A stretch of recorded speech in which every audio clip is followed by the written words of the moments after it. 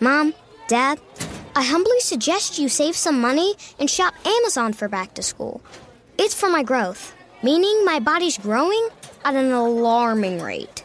And clothes you buy me this year will be very small very soon. Plus, the clothes I love today will be out of style tomorrow. But at least your wallet doesn't have to be my fashion victim if you shop low prices for school at Amazon. Hopefully this is helpful.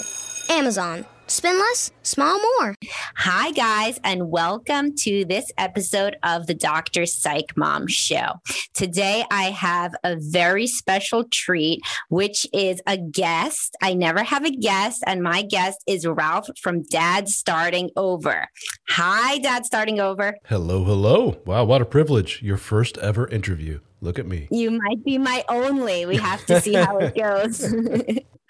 I don't ironically, for somebody whose entire career is talking to people, I don't like most people. So this is a really big privilege because I've called you my friend, and I think you have to say that back, even if you don't feel it, because I said it. And, I think you feel bad if I would say it and you wouldn't think it. Oh, but you are now my internet friend. There you go. You know I like you. Yes, you're my friend. Absolutely. All right. So the reason that I had Ralph here from Dad Starting Over is because he has this super huge cult following, and he shared some of my stuff, and then 1,000 mails came onto my page. Literally, I got probably I think 1,000 more likes on my Facebook page ever since you shared me, Ralph. So cool. Thank you very much. Well, you're welcome for that. Yeah, that was cool. And I think that the reason that that it's good to have you as my perhaps only guest is because I say a lot of stuff about what guys think, but obviously I am not a man. So it is good to have somebody who I think I think you agree with a lot of the stuff that I say. There's some stuff you may not, but it would be interesting to just kind of get the male perspectives. But before I really get into just randomly asking you questions, because I prepared for this, not at all. I don't for any podcast that I do. I have zero prep work. But so what I wanted to do is just give a quick little background about you and your book, your Dead Bedroom book, and then your fraternity and all your stuff. Sure. Don't mind if I do. First of all, I apologize to your audience listening to this because I'm getting over a sinus infection, so I may stop and start coughing like a madman. I may mute don't worry. Right now. There we go. I got a mute button, so I'll be using it. But cool. So my story is almost 10 years ago now. Wow, that went by fast. I was married for the first time, and to make a long and very painful story short, I discovered infidelity on the part of my then wife. And that sent me into quite the mental tailspin, as I'm sure you are aware of that phenomenon. Yes. That whole betrayal thing, and this infidelity thing is especially insidious because it calls into your question your present, what is really going on, your future, what's the future of us. And then what I found to be even more troubling was it called into question a lot of things in the past. Oh, that's why that happened. Oh, this is, just in years later, you're like, oh, what kind of dummy was I? That kind of stuff. So betrayal, big thing. So part of my therapy, I actually went and spoke to a therapist who was a female. And she, very smart of her, one thing she said was, you need more time with other men, because you're like every other dude I've ever spoken to. None of you get out and talk to guys, no friends, no nothing. And she said, in fact, I got several guys that I talked to have gone through the exact same thing. One of them name is Steve. Steve would already love to talk to you. I've already told him about you. Here's his number. So I get to talking to Steve, and Steve opens my eyes to, there's this whole world on the internet of guys that have gone through what we've gone through, and all the stories are the freaking same. And so I go online, and I become kind of quasi-addicted to online forums, guys talking to each other about stuff. And I would type up all kinds of my thoughts on the matter and the pain I'm going through, and here's what I'm theorizing as to what brought me to this point in life, and blah, blah, blah. And eventually some guys say, I really like what you're sharing.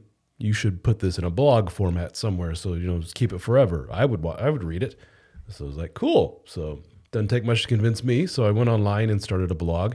I found that the domain of dadstartingover.com was available. How cool is that? It cost like $11 or something like that.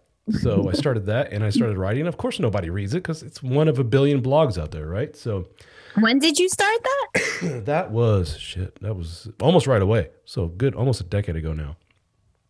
Yeah, so like let's say, around 8-9 years yeah, ago, mine I was think. 2014. When was yours? So let's say 2012, probably 2013. 2013 yeah. So It's funny. around the same time. Same era. Yeah. There was a lot, by the way, there were a lot more people reading blogs then. Like, do you notice that? Like now it's not like the same kind of thing. yeah. It was like a big, like a blogger thing that was going on. We're but competing whatever. with the YouTubes and everything else as well, and all the Yes, social media. So anywho, guys like what I write, and I wrote a couple of things about the world of what I came to learn via internet speak was the phenomenon of dead bedrooms, which are couples just not having sex, which I, like a lot of men, experienced. And periods of time with that and the passion gone, and a wife who's just like, Jesus, I really don't feel like doing this. And so I gave my thoughts on that. And somebody said, I really like what you write when it comes to the sex and marriage stuff. And I also noticed that those posts actually got hits as opposed to other posts that no one ever read.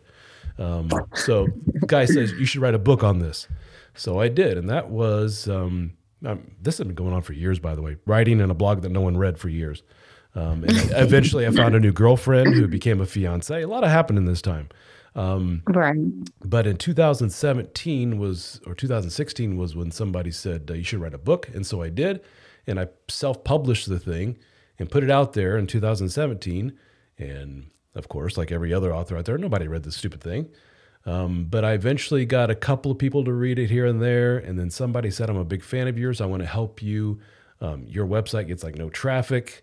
You're not selling any books. Here are some ideas to help increase both. He didn't charge me for anything. I just like your work. I believe in what you're doing. Merry Christmas. And it kind of took off from there. The book, I put ads on Facebook, which by the way is a total shit show now. Don't even bother with that anymore. Yeah, I know. It does nothing. No, but back then it did. And the story I often tell guys was just as on a whim, I put down $25 in Facebook advertising, and I woke up the next morning, and overnight I had sold $700 worth of books. So wow. 25 to 700. I'm like, holy shit, this is awesome. Well, I've been chasing that. I've been chasing that high ever since, So, after this podcast, Ralph. There you go. So the book was called The Dead Bedroom Fix. And it is sold as of now, probably just over 150,000 copies. Self-published. That's crazy. Yeah, that ain't bad for a self-published book. Actually, that's not bad for books in general, because books in general, as you know, you write something, nobody freaking buys the things. You're lucky. No, definitely not. Yeah. For most authors, you sell a couple in a week, and you're doing cartwheels. But I was selling thousands of these things, and I was getting all kinds of emails.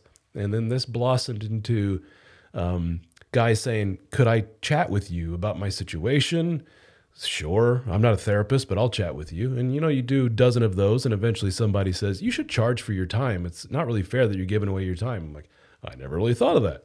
So I started something called coaching, and that kept me pretty busy. Then to make a long story short, I hired somebody else who said, I want to help you grow your business, but you need to do some kind of monthly membership thing. And he was very smart. His name is Tony. And Tony said, because this book sales thing ain't going to last forever. You need some kind of regular monthly income coming in. You need to create some kind of group for men and have benefits, something that they will want to pay for on a monthly basis. And that was the genesis of our members only group called the DSO Fraternity. DSO stands for Dad Starting Over. Right. So those are all the guys that you got together at your Bro Fest in Austin, right? You got it. Our second ever Bro Fest. We have these in-person meetings, and cut to the chase. I now have it's myself and 5 other gentlemen that operate as coaches for the group. We have live meetings, multiple per week. We record them all. So there are over 300 plus hours of meetings that are recorded in our archives that you can listen to right on your phone. We have articles. We have members only podcast. You can get access to my books, the audio version of my books. You get that at no extra charge. And then access to our in-person groups that we have. And you also get access to the coaching at a pretty big discount if you're a member.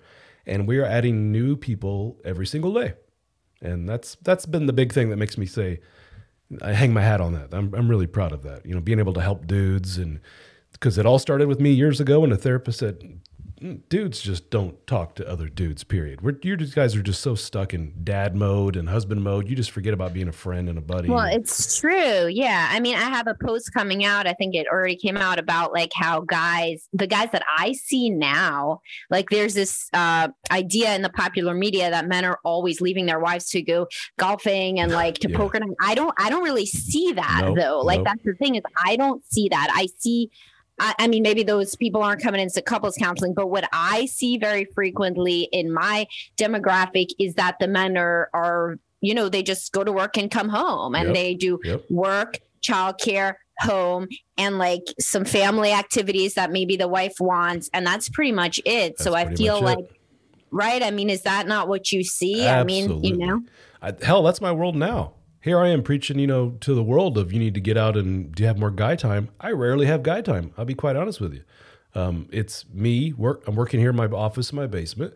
I have to run and get the kids, and I'll be taking them out to eat after this. And then I got to drop one kid to one function, bring one kid back, go drop another kid to another function, come back, pick them up. By that time, it's 9:30 at night. Right. On those rare occasions, being divorced, I do have non-kid time. So, but don't you have a baby? Yes, but there are times when no baby, no other kids, no nothing. One of those rare moments of, oh my gosh, there's time alone. So sometimes, I am tempted to say I'm just going to veg out all day or just go to the gym, do whatever, and just spend alone. But I'm like, I need to go out and do something. So I will contact the handful of guys I know, and it's nope. Got kids thing, soccer, baseball, basketball, can't do it. Wife says no. Right, it's interesting. Like my husband, the only time that he socializes, I mean, he's a big introvert, but the only time he socializes is like tennis. Like he'll like meet guys to do like a sport. So it's like double dipping. It's like exercise and hanging out. That's something. Yeah. So that you can double dip. But like, I do feel like you're probably providing something for men that they don't get, which is other people kind of commiserating and also like to be a cheering section for you when you actually do decide, to make a change. Obviously, like a lot of guy stuff, it seems like you focus a lot also on working out as a big part of confidence and that sort of thing.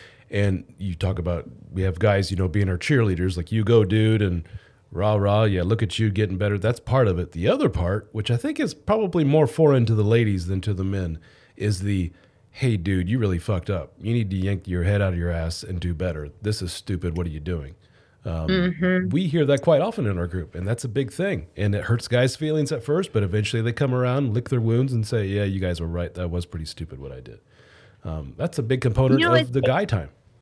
Yeah, and it's interesting that you say that because women really do not interact similar to that. It's really a lot of just sympathy and empathy and validation. So I think that, it's interesting to think then how guys learn to socialize with each other. And then if they bring that into the conversation with their wife and they ever try to say, oh, yeah, you really fucked up there, that does not go over.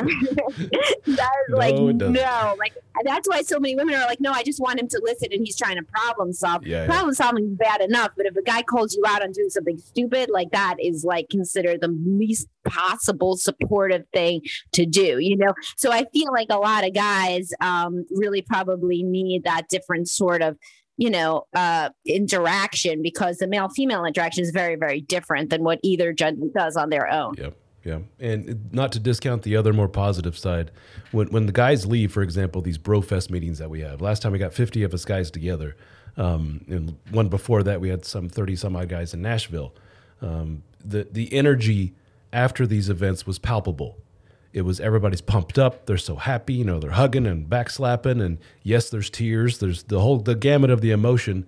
But when they're done, you should see the private group messages that we have online for the fraternity. Guys are posting pictures of themselves with their shirts off saying, I'm holding myself accountable. I look like shit. By this time next year, next BroFest, I'm going to be 20 pounds lighter. And everybody say, yay, good for you. And they're just ready. Nice. They're ready to run through a wall. So you don't get that energy just sitting at home by yourself or with the kiddos. There's something special about that guy time. So you recommend it for your whole program, not only for guys who are divorced and single, but also for married guys. In fact, the majority of our guys are married and they just want to do better. Yeah, that's the majority of our dudes. But we all learn from each other. All these little things intertwine and intermingle. I'm a guy in a dead bedroom, and I would love to regain the sexuality in my marriage, versus the guy I'm freshly divorced and would like to figure out how to do this all over again sometime down the line, but do it right. Versus this guy who's like, I've never been married. All their issues intertwine and they all find something in common. It's not like they just are completely different, walled off from each other. So what do you think that women would find the most interesting or the most surprising, about what the guys say when the women are not around? I would say the vulnerability. It is funny that women think that men are very closed off emotionally, which there is something to be said for that. And I think that women would be surprised to learn probably the reason why is that we are fearful of women and we are fearful of your reaction when we do open up emotionally. If you remove the woman from the equation and the guys kind of look around, so to speak, and say, okay, it looks like this is a safe spot for me to let it loose. All right, guys, here you go. And they just dump and just empty it. There's something about the woman in the picture. The woman enters the room and they just sit up straight and just say, nope, nothing wrong with me. Everything's fine here. So you're right that women really do want men to be more vulnerable. And I read your post on that and I could link to it if you remind me and send me your links, because I will not. Yeah. But you did write a good post on that I had shared. But so for the women listening, then what are some ways that they could make a more hospitable environment for the man to be more vulnerable? I don't know if women are cognizant, and this obviously does not apply to all women. You always have to put that caveat in there. I'm saying there's enough of a trend here for me to say as a man, and every man listening to this was going to nod their head saying, yeah, I've seen that. And it's a scenario where the woman says, damn it, just open up to me. What's wrong? I can see something's wrong with you. You've been moping around all day or all week. What is it? And the man just finally, and he may, get a little shaky and maybe shed a tear or two, and he will watch his wife, and the wife's eyes will get really wide, and she'll be like, oh shit, I don't know if I can handle this. And she will try her best to be like, there, dear. But he can see that she's not equipped to handle her strong, stoic rock of a man suddenly becoming a blubbering little boy.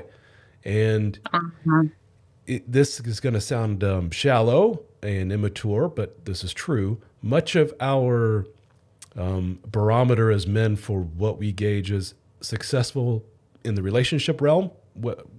Are you a success in the relationship realm? Yes or no? The man will define that by how much sex he has. That's just it. It sounds stupid and childish, but that's just it. A guy. Well, yeah. Every time I'm in couples counseling, I'm like, "How long has it been since you guys had sex?" And she's like, "I don't know. I think it was about." I'm like, "Let me ask him. He knows." Yeah, he's like February 13th, 6 p.m. Yes, that's how we gauge our success. We look, if you have a guy who's like, "I've been in a loving, awesome relationship for 30 odd years, but it's been mostly dead bedroomish," and he looks over at some nitwit guy who gets laid all the time by 12 different women last month. In his mind, the other guy wins. Even if he has a loving, sweet relationship for 25 years, the other guy wins the race. So anyway, where was I going with that? Oh, so... well, that would be something that women would find surprising then, is to hear that men equate that with personal success in the relationship. Exactly. And so when we open up to woman and, hey, just tell me what the hell's wrong, you can ask that guy, did that have any effect on your love life together, your intimacy together, sex or closeness? And he'll be like, oh yeah, after that little moment, we didn't do shit for a month and a half. Men pick up on that. Men pick up on that pretty quick. Versus every time he showed some kind of stoic, strong, for lack of a better word, masculine presence in a moment, such as there was a grease fire in the kitchen and he came and saved the day. The wife is just all over him and hugging him and, oh my God, thank you so much. You're my hero. So you stack all those moments together year after year after year. Eventually, the guy learns his lesson, and the lesson is shut the F up, be strong, and just cool it with the emotion stuff. She ain't really there to handle it. And that's not necessarily her fault, and I'm not demonizing women, and I don't even think you're cognizant of it. You're aware of it, but we see that as a trend. It's not all the time, and it's not all women, but it's enough for us to go, yeah, we better suck it up. And that's not necessarily the healthiest thing in the world.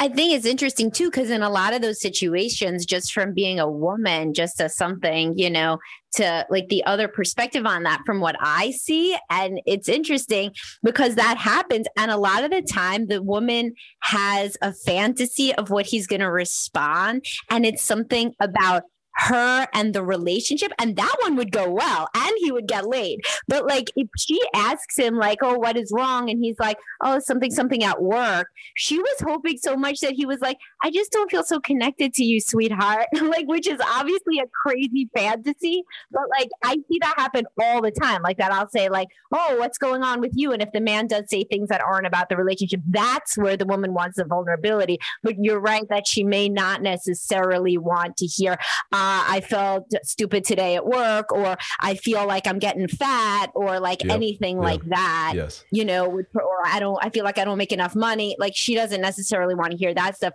What she wants is, I was just thinking about how long it's been since we've been on a date, sweetheart. And that's like really what she's hoping he's going to say, yes. Which is why men and women talk past each other a lot of the time. You just identified something perfectly, which is there's a dividing line between healthy vulnerability, which leads the woman to go, oh, I love him so much. That's my man. Get over here. That kind of vulnerability. Where's the dividing line between that and, ew, no, just don't touch me. Get away from me. That dividing line is not so well defined, and it varies woman to woman. And this may come as a shock to you. You ladies are kind of tough to figure out. What is awesome one day is not so awesome the next. And at different points in the menstrual cycle, as I tell all of my clients, So, when she's ovulating, then you could do no wrong. If she's about to menstruate, then you're the stupidest guy in the world. There you go. So, we can take out our app and figure out where it is in the cycle you're at, or that's what I tell them to do, for real. But you wrote something interesting on, I don't know, one of your various social media platforms where you said, what's up with the guys that are saying like, oh, poor me, nobody wants to date a fat dad or something like that. And that men should really try to work on being super self-denigrating. And I feel like that is very unattractive. And that is a type of fake vulnerability that is more like fishing, for like somebody to be like, oh, but at least you're a great dad, which like nobody's going to say that. Or if they say it, it doesn't really mean that they're attracted to you. It's just like a pity thing. Well, let me put on my misogynistic hat for a moment. Where do guys learn that? What I have found, it's going to sound terrible. There's a lot of men that have been raised by women, single women, or dad has been he works too much. I rarely saw dad. Dad took off and went with some floozy somewhere, whatever the case may be. The, hey, woe is me, can somebody please come to my rescue thing online seems to be kind of the realm of the women more so than the men. If a woman gets on there and says, oh my God, what a terrible day, she will have 500 likes and 600 comments within the half hour. A man does that and his friend says, stop being a wuss, and that's enough of and who cares, or crickets, nobody will say anything. So he's kind of taking a playbook or a play from the book of the female side of things, if you will. And I think that's all the empathy. Yeah, I think that's in part why you identify that as because it's not the most masculine thing in the world. It's kind of a quote feminine thing to say, "Hey, world, come to my rescue," and can somebody please empathize with me and tell me everything's going to be okay. To hear that from a man is ugh. So then on that note, do you coach your guys to be more assertive and dominant in the sexual realm? Because that is a lot of what women secretly and not so secretly want when they're in couples counseling. But ironically, they also say that they want somebody sensitive, vulnerable, like the perfect man, sensitive, vulnerable, and also, can be super dominant in the bedroom. Well, I tell you, you would think I would say, yeah, absolutely. 90% of the time. I don't know. We have some guys who are really tone deaf when it comes to picking up on social cues and so forth from the wife. And I will listen to a story, and 5 minutes into the story, I'll just say, dude, your wife wants nothing to do with you right now. You need to back the F off.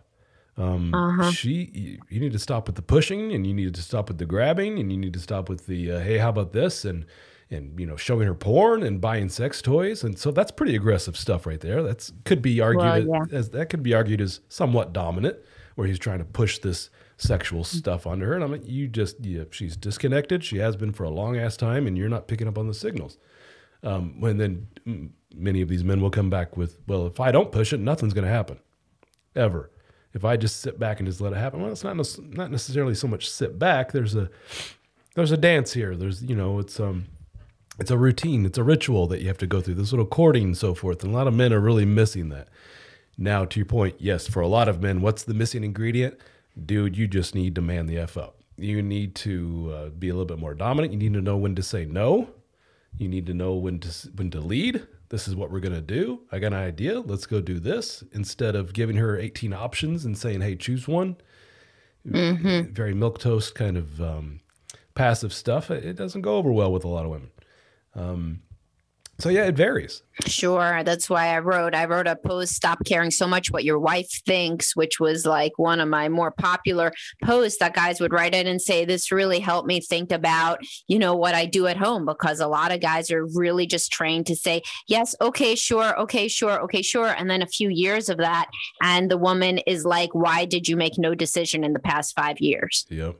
Isn't that funny? And to his credit, though, he will look at her and just put his hands up and go, what? You said, the hell, you said you preferred to take on this role. You wanted to take it over. You wanted to do it. And you seem to be fine for years of me saying, yeah, whatever. Now, all of a sudden, you don't like it.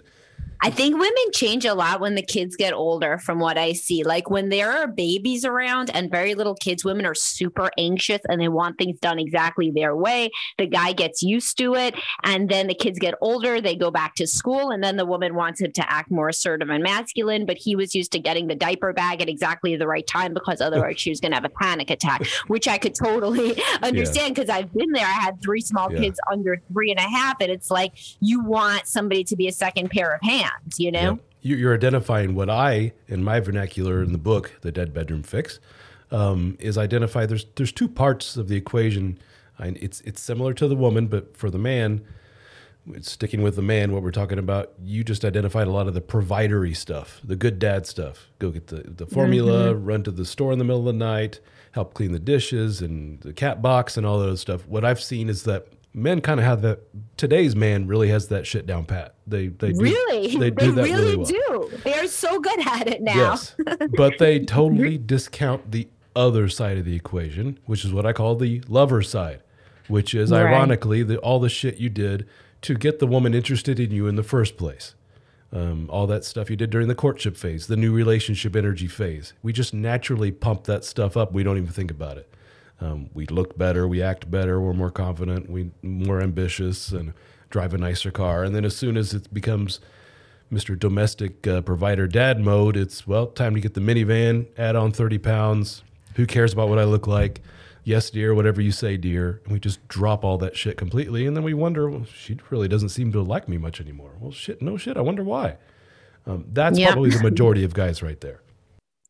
Yeah. So it's interesting because obviously you work with all guys on this stuff and you give them a lot of good feedback, but also I've seen that women respond to the Dead Bedroom Fix. So you have some female fans, it seems, a lot of them that like what you did for their husband, right? Yeah, absolutely. That's not as much as I would like, obviously. That's maybe once a month I will hear from a woman, and that may be even exaggerated a bit. But I've heard nothing but positives from that. And it's what's funny is from women, it's how can I tell my husband in a nice way, in a way that won't hurt his feelings, to read your book? And I say, you're thinking like a woman here. What it's going to take is literally showing him the book, either online or a paper copy, and say, do me a favor, dummy, and read this. That gets men to take action. And the fact that it's about sex will probably wake him up and say, oh, shit, here's hope. And he'll read. Yeah, and I think the fact that it's written by a guy, I think a lot of women try to get the men to read my blog and listen to my podcast. But, you know, even though I feel personally that I have a pretty good idea about what men think, I hope you agree, my friend Ralph. Yes. But they'll read it if it's written by a guy, you know, and honestly, probably some of them will even read it more because it's not written by a therapist. Yeah. Because honestly, couples counseling, and I know that you've spoken to this or on your stuff, but sometimes couples counseling really goes like shit for men because it's totally focused on all of the woman's feelings. Nobody ever mentions the bedroom at all. And then it's just kind of one failure after another. Yep. You got it. Exactly right. And then men end up like crawling out of there saying, I just feel like I've been beat up by two people for an hour. Yes. I try not to do that in my own sessions. But anyway, Ralph, this is already a lot. How long have we been talking? Well, this is now my longest podcast episode ever. Wow. We had a lot to talk about. Yes, I know yours are like super long. One day I'll get to do an hour, but I don't know how you do it. But anyway, everybody, thank you so much for listening. This was Ralph from dadstartingover.com, and he has a Facebook page, and he has his Dead Bedroom Fix book, and he's going to link me to all of his stuff so that you can, both men and women should read it. Obviously, dead bedroom's a super big problem, and something that I talk about a lot is how to increase libido and hopefully, and connection. And hopefully listening to Ralph here gave the women more of the guy's perspective, so you don't just think, your own husband has problems. It is like men feel very similarly about these issues, and Ralph articulated a lot of the issues. And, and then you can. This would be a good one. I always tell people to talk about my podcast with your partner. And this would be a really good one to be like, to say to your husband, if you're a woman, to say, did you agree with stuff that Ralph said? What did you agree with? What did he verbalize that you haven't said to me? I think that would be really good. So thank you so much, Ralph, for being on my show, my lone guest ever. Hey, we can't forget, though, we have to promote the big event coming up.